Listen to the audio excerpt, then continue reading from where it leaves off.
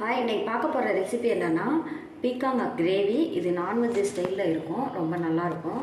First அதுக்கு தேவையான பொருட்கள் என்னென்னு பார்த்துடலாம். பீர்க்கங்காய் பெருசாக ஒரு பீர்க்கங்காய் எடுத்து நல்லா கட் பண்ணி வச்சுருக்கேன். ஒரு பெரிய வெங்காயம், கொஞ்சம் கருவேப்பிலை, ஒரு பச்சை மிளகாய், 2 தக்காளி, தாளிக்கிறதுக்கு எண்ணெய், 1 டீஸ்பூன் சோம்பு,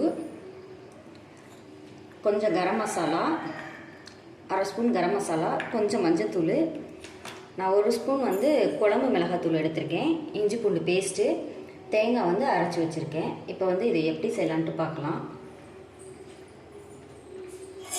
எண்ணெய் ஒரு 2 ஸ்பூன் சேர்த்துக்கலாம்.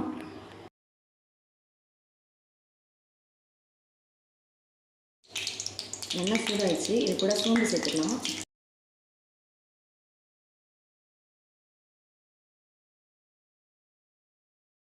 சோம்பு பொரிஞ்சிருச்சு. இப்போ இது கூட வெங்காயம் சேர்த்தலாம்.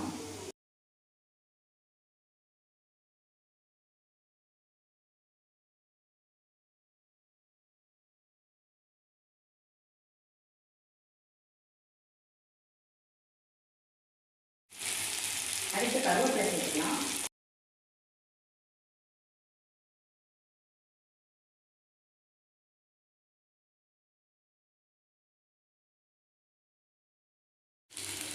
அடுத்து பச்சை மிளகாய் சேர்த்துடலாம். இது கூடவே தக்காளியும் சேர்த்துடலாம்.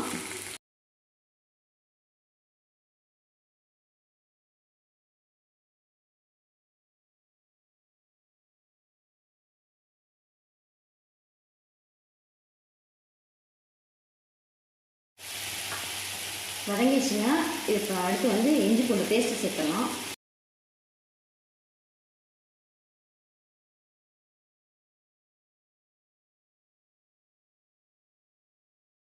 அடுத்து பீர்க்கங்காய் சேர்த்துடலாம்.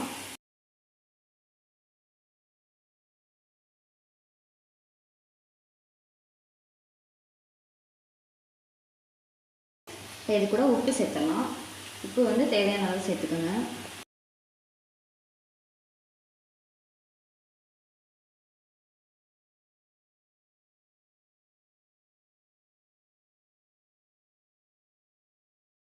இதை மூடி போட்டு ஒரு 5 மினிட்ஸ் நல்லா வதங்க விடலாம்.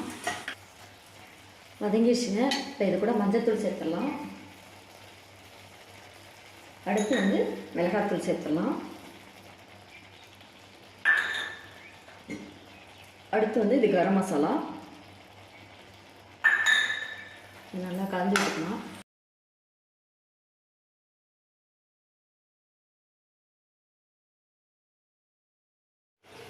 இப்போ இது கூட தண்ணி சேர்த்துக்கலாம்.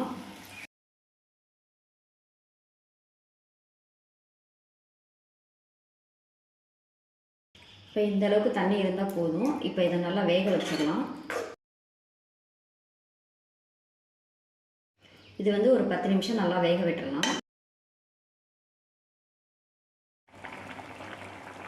நல்லா வெந்துருச்சுங்க. லைட்டாக ஓரத்துலலாம் எண்ணெய் பிரிஞ்சு வந்துருச்சு. இப்போ இந்த ஸ்டேஜில் நம்ம தேங்காய் ஊற்றிடலாம். அரைச்சி வச்சுட்டு தேங்காய் சேர்த்துக்கலாம்.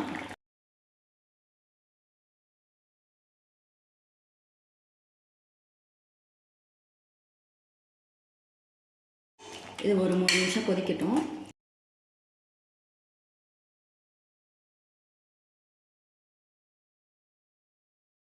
இப்போ இது கூட மல்லி இலை சேர்த்தலாம்.